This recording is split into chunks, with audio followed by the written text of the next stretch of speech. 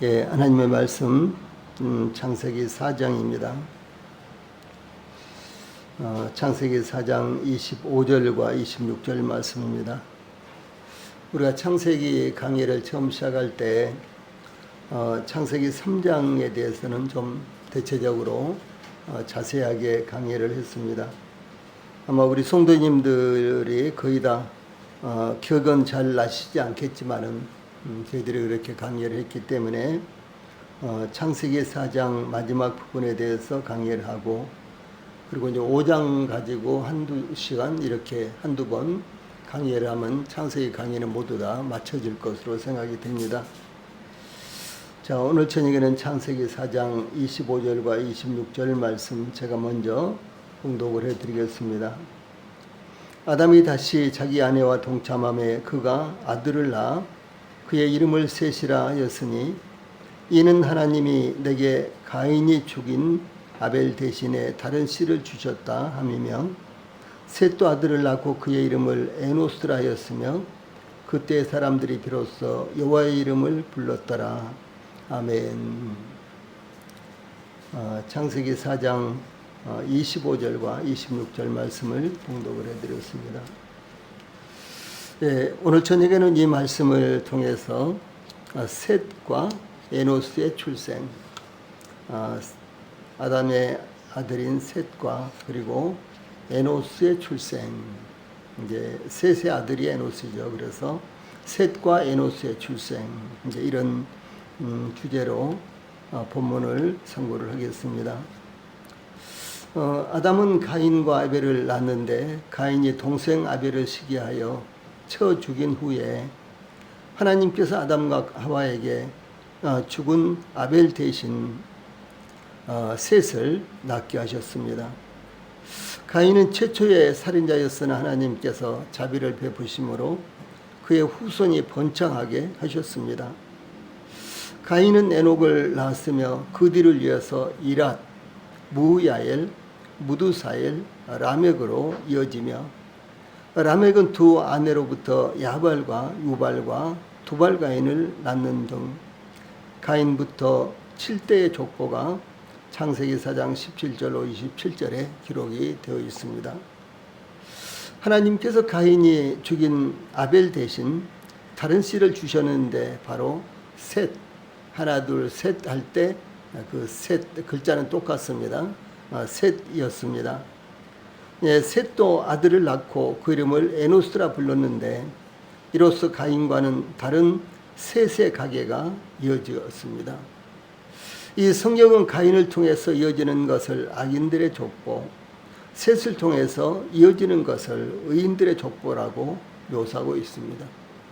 물론 악인의 족보라든가 의인의 족보 이런 말은 없습니다. 그런데 그 족보를 우리가 살펴볼 때 바로 이 가인의 후손들은 이제 악인들의 족보, 그리고 셋의 후손들은 의인들의 족보, 이렇게 부를 수가 있습니다. 이와 같이 인류의 역사의 시초부터 이 세상에는 악인들과 의인들이 각각 생육하고 번성하며 살아가고 있는 것이 나타나고 있습니다. 제일 먼저 25절에는 셋의 출생에 대해서 기록되어 있습니다. 아담과 하와의 아들들인 가인과 아벨이 성장하여 하나님께 각기 제사를 드렸는데, 가인은 농사하는 자였으므로 땅의 소산으로 제물을 삼아 하나님께 드렸으며, 아벨은 양치는 자였는데 그는 양의 첫 새끼와 그 기름으로 하나님께 제사를 드렸습니다. 그런데 하나님께서 아벨과 그의 제물은 받으셨으나 가인과 그의 제물을 받지 않으시자 가인이 그의 동생 아벨을 시기하여 둘로 유인하여 쳐 죽이고 말았습니다. 이 내용은 창세기 4장 전반부에 나타나고 있습니다. 하나님께서 아담과 하와에게 아벨 대신 또 다른 아들을 낳게 하셨는데, 25절 전반부에 아담이 다시 자기 아내와 동침함에 그가 아들을 낳아 그 이름을 셋이라 하였으니 라고 증가하고 있습니다. 하나님께서 아담과 하와의 의로운 아들 아벨이 죽었지만 아벨을 대신할 아들이 태어나게 하셨는데 바로 셋이라는 이와 같은 아들이었습니다. 그래서 그의 이름을 셋이라 하였으니 라는 이 말씀을 직역을 하면 그리고 그녀가 그 이름을 셋이라 불렀다 이러는입니다. 그리고 그녀가 그 이름을 셋이라 불렀다 이런 말입니다. 즉 아담이 아들의 이름을 지은 것이 아니라 어머니인 하와가 아들을 낳고 그 이름을 셋이라고 지었다라고 하는 것입니다. 이와 같이 창세기에는 아들을 낳고 어머니가 그 이름을 짓는 경우가 자주 나타나는데 첫 아들인 가인이라는 이름도 창세기 4장 1절에 보면 아담이 그의 아내 하와와 동침함에 하와가 임신하여 가인을 낳고 이르되 내가 여호와로 말미암아 등남하였다 하니라 라고 하와가 임신하여 아들을 낳고 가인이라고 불렀다는 것을 증거하고 있습니다. 레아가 아들을 낳고 레아는 야곱의 아내죠. 레아가 아들을 낳고 그 이름을 지은 것이 성경에 나타나고 창세기 29장 32절로 35절에 또 라헬도 요셉을 낳고 그 이름을 요셉이라 하니 여호와는 다시 다른 아들을 내게 더하시기를 원하노라 라고 창세기 30장 24절에 라헬이 이와 같이 요셉의 이름을 지었고 또한 둘째를 낳은 후 죽어가면서도 창세기 35장 18절에는 그가 죽게 되어 그의 혼이 떠나려 할 때에 아들의 이름을 베논이라 불렀으나 라고 그 상황을 설명하고 있습니다. 일반적으로 히브리인의 사회에서 자식의 이름을 짓는 것은 아버지의 몫이었습니다. 창세기 4장 26절, 5장 28절, 29절 등등 여러 곳에 그런 내용이 나타나고 있습니다. 어머니가 자식의 이름을 짓는 것은 해산의 고통을 겪은 어머니의 각별한 애정과 기대를 드러낸 것이라고 여겨집니다. 하나님께서 아담과 하와에게 아벨 대신 또 다른 아들을 낳게 하셨을 때 하와가 그 이름을 셋이라고 지은 것에 대해 이는 하나님이 내게 가인이 죽인 아벨 대신에 다른 씨를 주셨다 함이며 라고 그 의미를 덧붙이고 있습니다. 여기까지 해서 볼 때 창세기에는 수많은 둘이 나타나고 있습니다. 두 개의 짝이 나타나고 있습니다. 동산에 있었던 두 사람, 또 동산 중앙에 있는 두 나무, 사람들의 삶을 지휘하는 하나님과 뱀이라는 두 세력, 심판의 목소리와 은혜의 목소리, 또 두 형제, 두 아내 등이 있습니다. 또한 4장에는 두 출생이 나타나는데 하나는 시작부터 나오고 다른 하나는 끝부분에 나옵니다. 두 아들 중 하나는 비뚤어져 나갔으며 다른 아들은 선하고 경건한 혈통의 조상이 되었습니다. 하와는 새로 태어난 가인을 사람이라고 불렀는데 창세기 4장 2절입니다. 다른 하나는 자손이라고 부릅니다. 25절에 이것은 아담과 하와가 범죄했을 때 여자의 후손, 그녀의 씨 후손이 씨입니다. 여자의 후손이라고 불렀던 것으로 하나님의 약속의 말씀을 연상하게 하는 이와 같은 것입니다. 또한 하와는 가인을 낳았을 때 자신에게 초점을 맞춰 내가 여호와로 말미암아 등남하였다 이렇게 설명합니다. 창세기 4장 1절 내가 이 하와가 내가 여호와로 말미암아 등남을 했다 아들을 낳았다 이제 이렇게 말합니다. 그러나 아벨 대신에 셋을 낳았을 때는 이는 하나님이 내게 가인이 죽인 아벨 대신에 다른 씨를 주셨다라고 이렇게 설명을 합니다. 그래서 셋을 낳았을 때는 하나님이 이렇게 먼저 붙입니다. 가인을 낳았을 때는 내가 이렇게 하던 하와가요. 셋을 낳았을 때는 하나님이 라고 이렇게 먼저 붙입니다. 이러한 하와의 고백은 자기 중심적이며 사람 중심이던 하와가 하나님 중심의 생각과 삶으로 영적인 성숙이 이루어지고 있다는 것을 가리키는 것입니다. 즉 가인을 낳았을 때 하와가 얼마나 대단한 기대를 가인에게 걸었을까요? 예, 인류 최초의 출생이었습니다. 그렇죠? 가인은 인류 역사의 최초의 출생이었습니다. 그 출생의 장보인이 바로 하와였고, 그리고 하와가 가인을 낳은 것입니다. 그때 하와는 내가 이렇게요, 자기가 낳았다 이렇게 말합니다. 예, 그러므로 가인을 낳고 하와는 엄청난 기대를 걸었을 것입니다. 그런데 그들이 이제 장성한 후에 가인이 그 동생 아벨을 들러 유인을 해서 쳐 죽이고 말죠. 그때 이 하와의 마음에 가인에 대한 얼마나 큰 실망이 있을까요? 아들 둘을 낳는데 큰아들이 작은아들을 쳐 죽인 거예요. 예, 그 패배감, 그 절망감, 그 실망감, 이것은 말로 표현할 수가 없었을 것입니다. 그런데 놀랍게도 여기에서 하와는 영적으로 성숙해져가고 있는 모습이 나타난다는 것이죠. 그래서 하나님께서 이제 가인이 죽인 아벨 대신에 셋을 낳게 하자. 이때는 여호와께서라고 이렇게 이제 설명을 하고 있는 것입니다. 참 굉장한 이와 같은 모습입니다. 그래서 저희들도 동일하게 이 고난을 통해서 그리스도 안에 있을 때요, 고난을 통해서 우리가 성장한다, 영적으로 성숙한다, 이와 같은 것을 알 수가 있는 것입니다. 그래서 하나님께서 저나 우리 성도들에게 이 고난을 주신 것은 절대로 저희들에게요, 헛되이 고난을 주시는 것이 아니다 라는 사실을 분명하게 알 수가 있는 것입니다. 우리 인간은 하나님의 계획하시고 역사하시는 것을 세밀하게 분별하지 못하며, 또한 모든 일을 하나님께서 그 초점을, 모든 일을 그 하나님에게 그 초점을 맞추지 못하는 것이 대부분입니다. 그러나 하나님은 우리가 생각하고 행하는 모든 것을 아시는 분이십니다. 그래서 시편 기자는 시편 139편 1절로 4절에서 여호와여 주께서 나를 살펴보셨으므로 나를 아시나이다.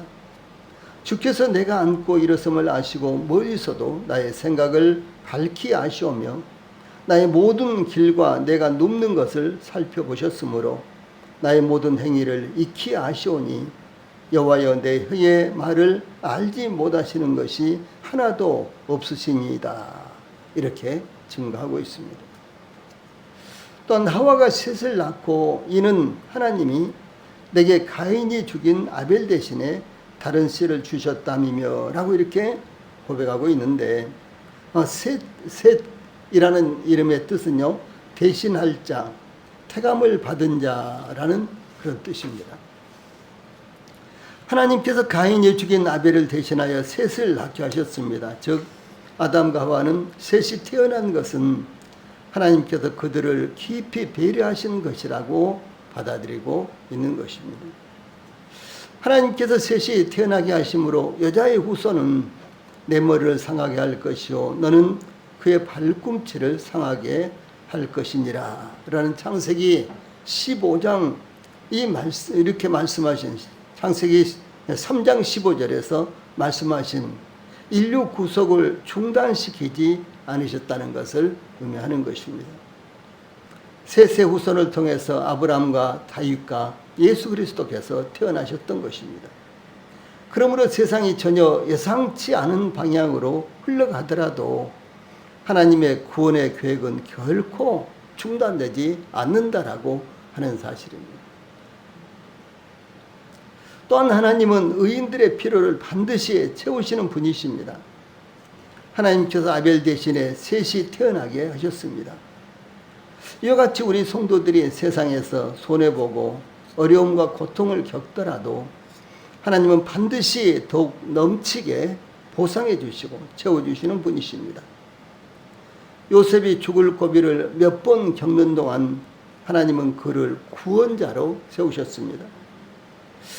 다윗이 무려 13년 동안 사울을 피해 쫓겨다녔지만 하나님께서 마침내 그를 이스라엘의 주권자로 삼으셨습니다. 그러므로 지금 우리가 당하는 고난을 두려워하지 말고 하나님에 대한 소망의 끈을 더욱 굳건하게 붙으시기 바랍니다. 다음에 26절 전반부에는 셋의 아들 에노스가 태어나는 장면이 기록되어 있습니다. 하나님께서 가인이 죽인 아벨을 대신하여 셋을 태어나게 하셨는데 셋도 아들을 낳고 그의 이름을 에노스라 하였으며 라고 26절 전반절에 이렇게 증가하고 있습니다.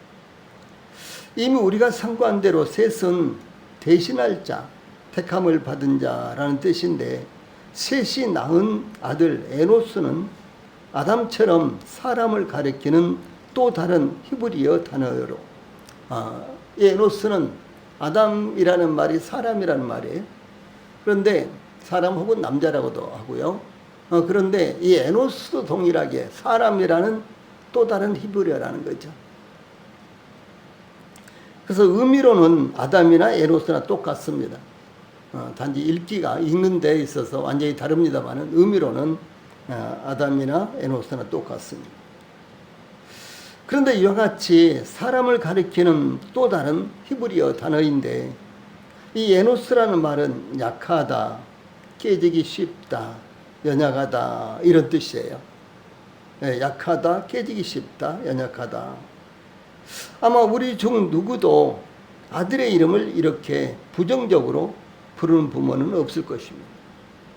우리 성도들이 아들을 낳았는데 약하다 그런 의미로 이름을 지른다든가 깨지기 쉽다라든가요 이렇게 이름을 지을 리는 없죠. 그런데 이 하와는 셋을 낳고요 그런 이름을 지었다는 거죠. 그것이 바로 에노스입니다. 오히려 강하다거나 지혜롭다거나 빛나다거나 아름답다거나 예쁘다거나 이런 종류의 이름들을 짓지 않겠어요? 그런데 셋은 이 아들을 낳고요 그 이름을 약하다, 깨지기 쉽다, 연약하다라는 뜻의 에노스라고 그 이름을 지었다는 것이죠. 이것은 인생의 실상을 그대로 표현한 이름이었습니다. 아벨이라는 이름의 뜻이 무엇인 줄 아세요? 아벨. 아벨이라는 이름의 뜻은요, 이 전도서에서 언급된 헛되고 헛되며 이런 뜻입니다. 헛되고 헛되며. 그래서 가장 헛되다. 그것이요, 아벨의 이름 뜻이에요. 아벨의 이름 뜻. 그러므로 셋은 아들을 낳고 그 이름은 가인에게 죽은 그의 형제 아벨을 연상하게 하는 에노스라고 이렇게 이름을 불렀다는 것입니다. 이와 같이 인류의 시초부터 하나님을 섬겼던 사람들은 인생의 헛됨을 깊이 깨닫고 있었던 것으로 보입니다. 모세는 시편 90편 3절로 7절에서 주께서 사람을 티끌로 돌아가게 하시고 말씀하시기를 너희 인생들은 돌아가라 하셨사오니 주의 목전에는 천년이 지나간 어제 같으며 밤의 한 순간 같을 뿐임이니이다. 주께서 그들을 홍수처럼 쓸어가시나이다. 그들은 잠깐 자는 것 같으며 아침에 돋는 풀 같으니이다. 풀은 아침에 꽃이 피어 자라다가 저녁에는 시들어 마르나이다. 우리는 주의 노에 소멸되며 주의 분내심에 놀라나이다. 이렇게 고백을 하고 있습니다. 그러므로 모세는 애굽에서의 화려한 삶보다 이스라엘 백성들과 함께 고난받는 삶을 더욱 귀하게 여겼습니다. 또한 하나님의 종으로서 하나님의 백성들을 인도하는 삶을 최우선으로 여겼다라고 하는 것이 히브리서 13장에 나타나고 있습니다.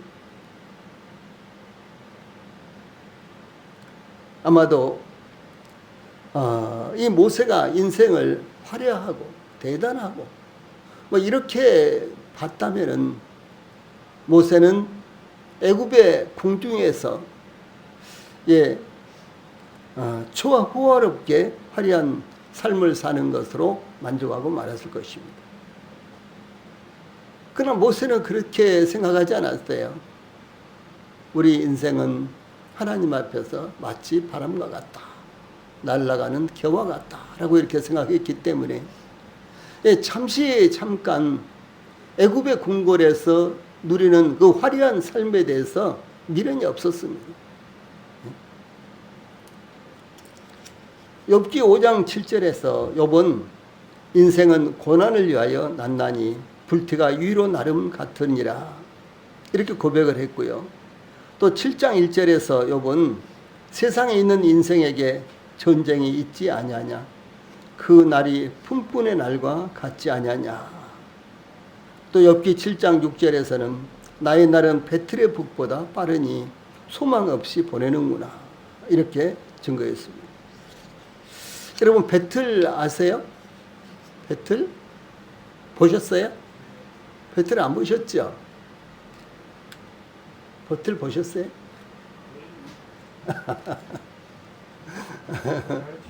그래요. 제가 어렸을 때 우리 집 안방에 배틀이 있었어요.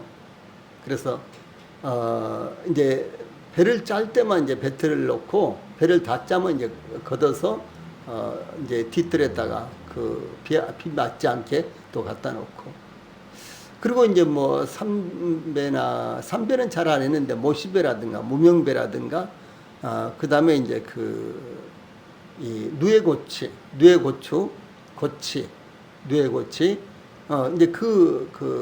이제 배를 이제 짤 때 이제 안방에다가 배틀을 이렇게 설치해 놓고요.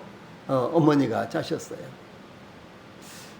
그런데 우리 형수는 시집을 오셨는데 그 배를 잘 못 짜셨어요.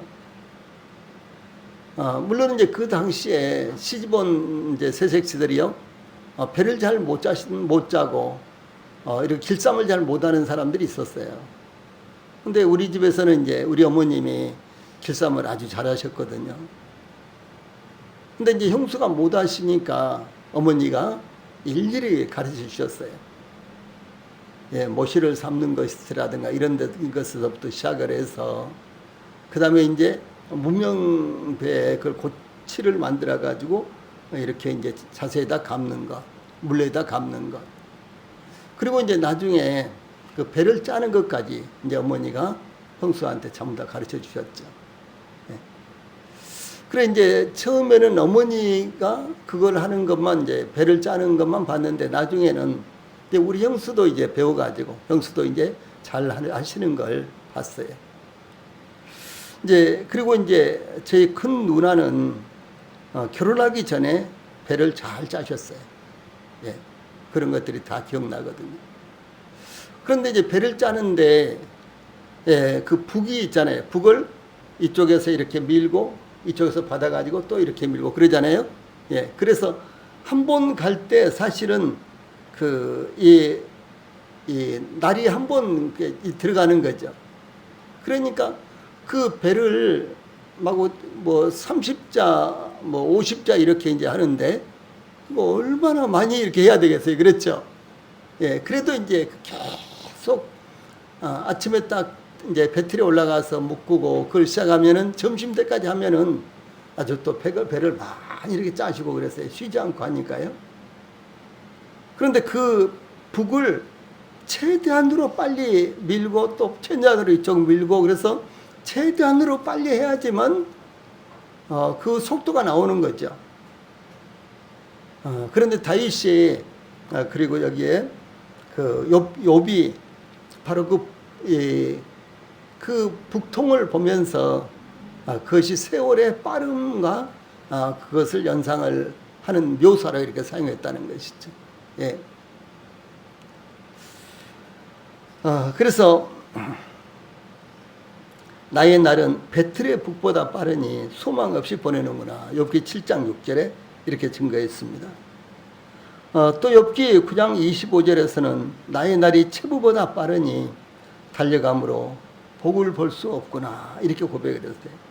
그 당시에 체부는 우체부를 말하는 거거든요. 그 당시에 우체부가 참 있었는지 모르겠어요. 그런데 있었으니까 체부라는 말이 들어오겠죠. 예. 그런데 그 체부는 어떻습니까? 아마 그 욥 당시는 틀림없이 나귀를 타고 다닌다든가 아니면 말을 타고 다닌다든가 그랬을 거예요. 그래 그 당시에도 최대한으로 빨리 소식을 전해야 되기 때문에 아마 나귀를 타고 팍 뛰어간다든가 말을 타고 쫙 뛰어간다든가 그랬을 거예요. 그래 그 모습을 보면서 이 체부가 금방 와서 편지를 하나 던져주고 그리고 금방 떠나서 흔적도 없이 사라지는 모습을 보면서 이 욥은 나의 인생이 이와 같구나 라고 이렇게 느꼈다는 것이죠. 네.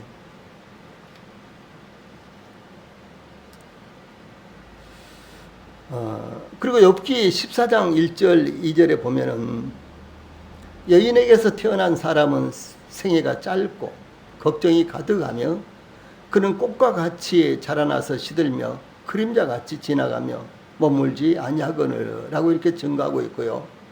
또 욥기 15장 14절에서는 사람이 무엇이 간데 깨끗하겠느냐 여인에게서 난 자가 무엇이 의롭겠느냐. 그리고 욥기 25장 4절에서는 그런즉 하나님 앞에서 사람이 어찌 의롭다 하며 부녀에게서 난 자가 어찌 깨끗하다 하랴 이렇게 증가하고 있습니다.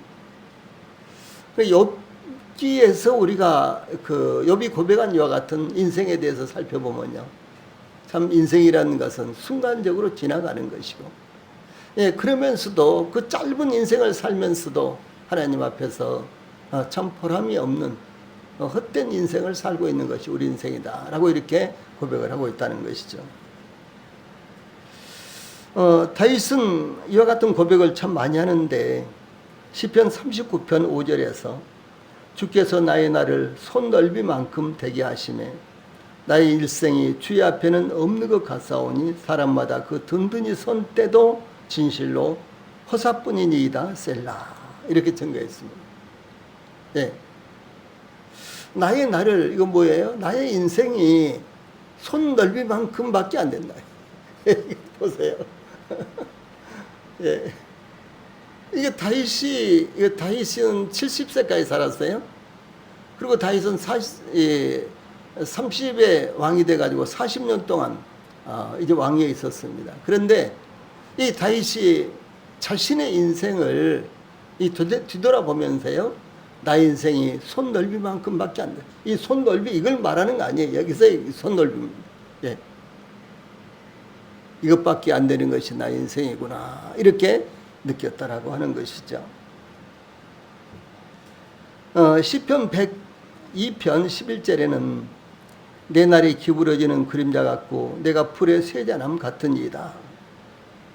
그리고 시편 103편 15절 16절에는 인생은 그 날이 풀과 같으며 그 영화가 들의 꽃과 같도다. 그것은 바람이 지나가면 없어지나니 그 있던 자리도 다시 알지 못하겠냐라고 이렇게 고백을 했습니다.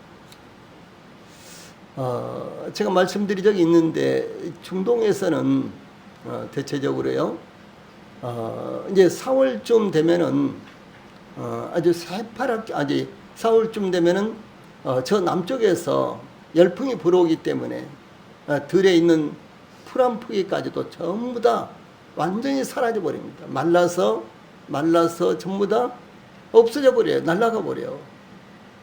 정말 여기 뿌리가 있었나 할 정도로요, 다 날아가 버립니다. 그리고 이제 그 같은 열풍이 4월 달부터 불어오다가 10월까지 이렇게 불어오는데요.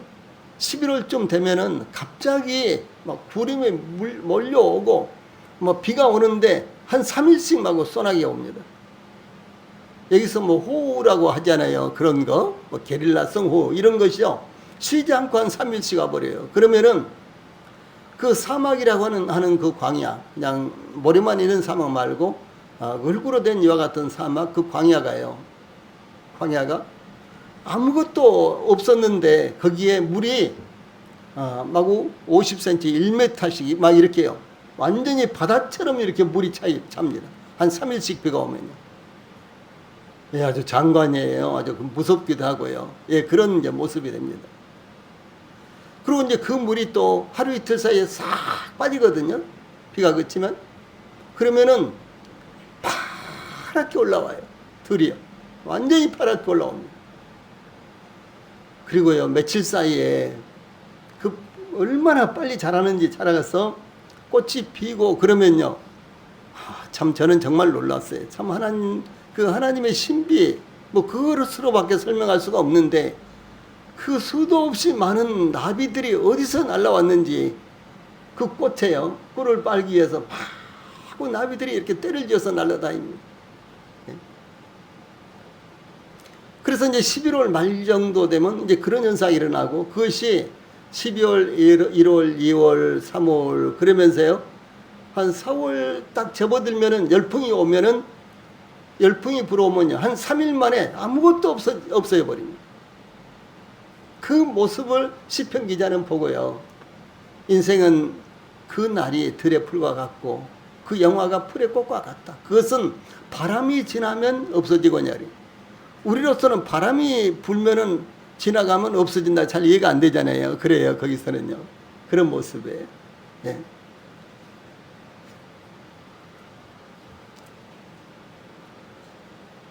그래서 그것은 바람이 지나가면 없어지나니 그 있던 자리도 다시 알지 못하거니와라고 이렇게 고백하고 있습니다. 이것이 시편 기자가 보는 인생의 모습이세요. 예. 이 성경에 기록된 인물들 중에 가장 굴곡이 많은 인생을 살았던 사람이 누구겠어요? 요셉과 다윗입니다. 예. 가장 굴곡이 많았던 인생, 그 인생을 살았던 사람이 요셉과 다윗일 것인데, 이들은 죽을 고비를 얼마나 많이 겪었는지 헤아릴 수가 없습니다. 그런데도 이 두 사람은 가장 성공적인 삶을 살았습니다. 다윗은 죽음의 위급한 상황을 사무엘하 22장 5절로 6절에서 사망의 물결이 나를 애우고 불의의 청수가 나를 두렵게 하였으며 수월의 줄이 나를 두르고 사망의 올무가 내게 이르렀도다. 이렇게 고백합니다. 인생의 홍수가 몰아쳐서요, 자기를 엄몰해서 몰아쳐서 금방 그 홍수가 자기를 삼킬 것처럼 이렇게 느낀 거예요. 그러나 다윗에게 이것을 이겨낼 수 있었던 비결은 오직 하나님을 의지하는 것 때문이었습니다. 다윗은 사무엘하 22장 2절 3절 그 1절과 그 다음 절에도 쭉 그런 말씀이 있는데 제가 2절과 3절만 읽어드리겠습니다. 사무엘하 22장 2절 3절 이르되 여호와는 나의 반석이시오 나의 요새시오 나를 위하여 나를 건지시는 자시오 내가 피할 나의 반석의 하나님이시오 나의 방패시오 나의 구원의 뿌리시오 나의 높은 망대시오 그에게 피할 나의 피난처시오 나의 구원자시라 나를 폭력에서 구원하셨도다. 이렇게 고백하고 있습니다. 여기서 다윗은 하나님을 10가지로 불렀습니다. 나의 피난처 나의 반석 등등 이렇게요, 나의 구원자 이렇게 10가지로 부릅니다. 이 다윗이 그의 인생을 풀과 같으며 그의 영화가 풀의 꽃과 같으며 그것은 바람이 지나가면 없어져 버리는 것이라고 생각했기 때문에 하나님을 의지함으로 그의 인생이 성공을 거둘 수 있었다라고 하는 것입니다. 무슨 말씀인 거는요, 우리 인생의 현실, 우리 인생의 헛됨을 우리가 깊이 깨달으면 깨달을수록 하나님을 의지할 수밖에 없다라고 하는 사실입니다. 그랬을 때 우리 인생은요, 성공적인 인생을 살게 된다라는 사실을 의미하는 것입니다. 아벨은 그 이름의 뜻이 뭐라 그랬죠? 아벨. 헛됨이라 그랬죠? 헛됨, 헛되고 헛되다 그랬죠? 그래서 가장 헛된 것, 그것이 아벨의 이름 뜻입니다. 이 아벨을 대신하여 태어난 셋은 대신하여라는 뜻입니다. 그러므로 이 셋은 아들을 낳자 에노스라고 이름을 지었는데 아벨이 헛됨. 그런데 이름을 지었는 이제 에노스라고 이름을 지었는데 에노스는 아벨을 대신하여 그런 말을 하고 그랬죠. 이렇게 이름을 지었는데 아담과 같은 뜻으로 약하고 깨지기 쉽고 연약하여 병들고 아프고 고민하고 결국 죽을 수밖에 없는 나약한 인간이라는 뜻입니다. 이와 같이 자기의 연약함을 아는 사람은 하나님을 의지하며 살아가는 것입니다. 저희들도 저희들의 연약함을 더욱 깊이 깨달아 하나님을 의지하게 되시기 바랍니다. 마지막으로 26절 후반절에 예배하는 삶이 나타나고 있습니다. 셋이 아들을 낳고 에노스라고 불렀는데 그때의 사람들이 비로소 여호와의 이름을 불렀더라. 26절 후반절에 이렇게 증가하고 있습니다. 그때의 사람들이 비로소 여호와의 이름을 불렀더라. 이렇게 증가하고 있습니다. 예, 구약 성경에는 여호와의 이름을 부르다라는 말씀이 8번 나타나고 있습니다. 아브라함은 베델과 아이 사이에 이르러 그가 처음으로 제단을 쌓았던 곳에서 여호와의 이름을 불렀습니다. 창세기 13장 4절입니다. 또 창세기 21장 33절에 보면 아브라함은 또한 부엘세바에서 에셀나무를 심고 영원하신 여호와의 이름을 불렀습니다. 네, 이삭도 그랄에서의 삶을 청산하고 부엘세바로 올라갔는데 그 밤에 하나님께서 나타나시자 그곳에 제단을 쌓고 여호와 이름을 불렀습니다. 창세기 26장 25절입니다. 또 시편 저자는 시편 116편 13절에서 내가 구원의 잔을 들고 여호와 이름을 부르며, 또 시편 116편 17절에서는 내가 주께 감사제를 드리고 여호와의 이름을 부르리이다 라고 고백을 했습니다. 또한 선지자 요엘은 누구든지 여호와의 이름을 부르는 자는 구원을 얻으리니 라고 요엘서 2장 32절에서 증가하고 있고요. 또 선지자 스바냐는 스바냐서 3장 9절에서 그때에 내가 여러 백성의 입술을 깨끗하게 하여 그들이 다 여호와의 이름을 부르며 한 가지로 나를 섬기게 하리니 라고 이렇게 증가하고 있습니다.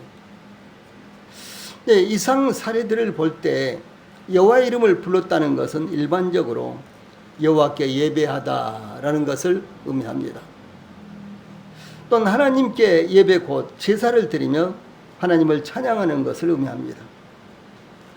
다윗이 하나님의 언약궤를 다윗성에 예비한 장막 가운데 두고 번제와 화목제를 하나님께 드리고 백성들을 축복하고 백성들에게 음식을 나눠준 후에 역대상 16장 8절에 보면 너희는 여호와께 감사하며 그의 이름을 불러 아뢰며 그가 행하신 일을 만민 중에 알릴지어다 라고 선포하였습니다. 그러므로 에노스 시대에 비로소 하나님께 대한 공적인 예배가 시작되었다라고 하는 것을 의미합니다. 그래서 26절 후반절에 그때의 사람들이 비로소 여호와의 이름을 불렀더라라고 하는 이 말씀은 바로 그 에노스 때에 에노스 시대에 비로소 하나님께 대한 예배가 공적으로 이루어졌다라고 하는 것을 의미합니다. 그래서 이 예배는 정말로 오래된 것이에요. 인류 초기부터 오래된 것입니다. 아담과 하와가 살아있을 때부터, 예, 아담과 하와의 아들 셋이 에노스를 낳았는데 바로 그때부터 이 공적인 예배가 실시됐다라고 하는 것입니다. 예, 그래서 이 예배는 역사적으로도 실질적으로도 굉장히 중요한 것입니다. 그래서 이 예배를 놓치면 안 되는 것입니다. 또한 이어서 기록된 창세기 5장에 이제 창세기 5장에 쭉 족보가 나오는데 이 족보는 하나님의 이름을 부르고 하나님께 경배하는 후손의 계보를 기록한 아주 영광스러운 것이다 라고 하는 것이죠. 우리는 이 말씀을 통해서 이와 같이 하나님에게도 이름이 있습니다. 하나님의 이름은 다른 모든 이름들과는 다르게 누군가로부터 받은 것이 아닙니다. 저희들의 이름은 뭐 아버지가 지어주셨든지 뭐 장명하는 사람이 지었든지 간에 모두 다 지음을 받았죠. 그런데 하나님의 이름은 누가 지어준 것이 아니다는 말이죠.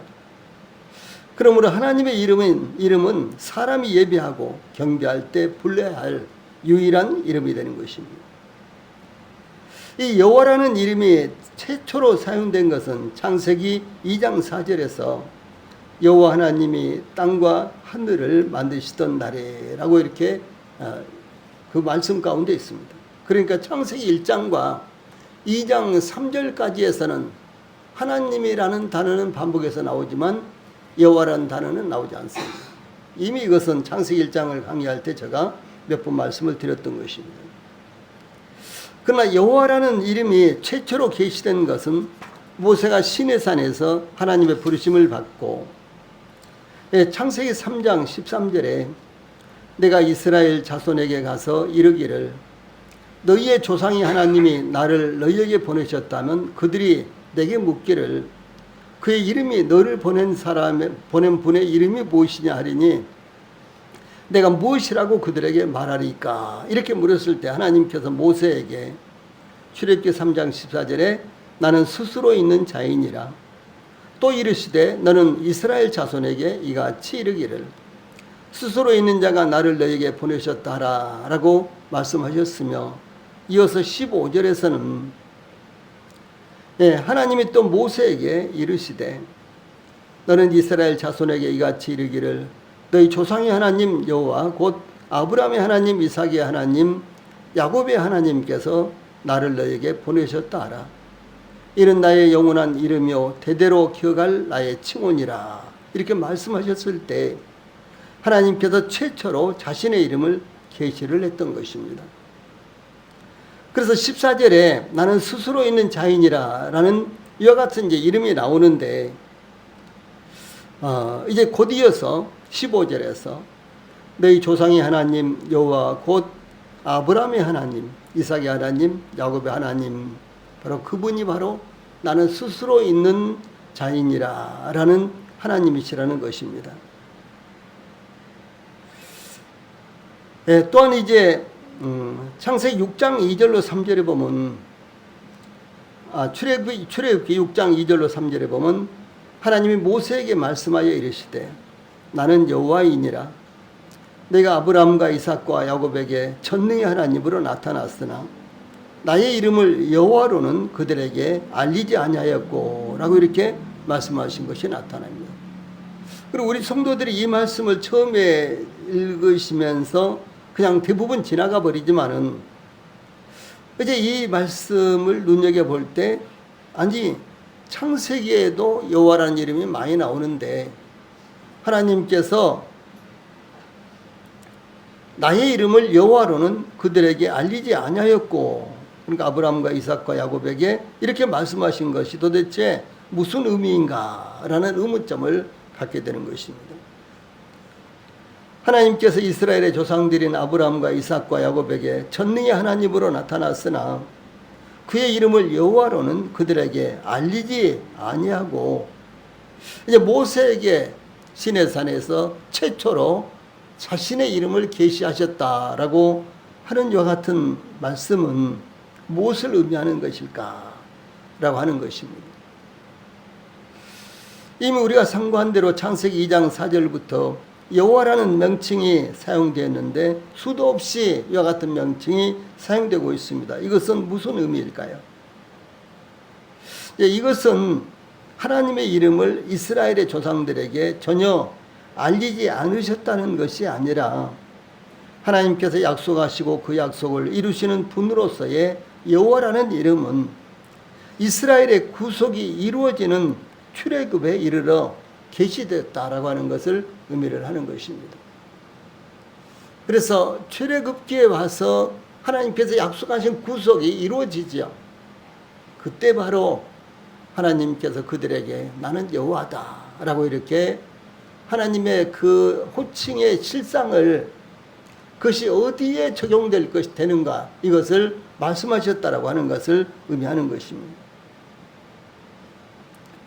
이제 오늘 말씀드린 본 단원에서 중요한 것은 에노스 시대에 비로소 여호와의 이름을 불렀더라라는 말씀대로 저희들도 하나님의 약속을 받은 자들로서 여호와의 이름을 불러 예배하는 삶을 살아야 한다라는 것을 교훈으로 저희들에게 받게 하는 것입니다.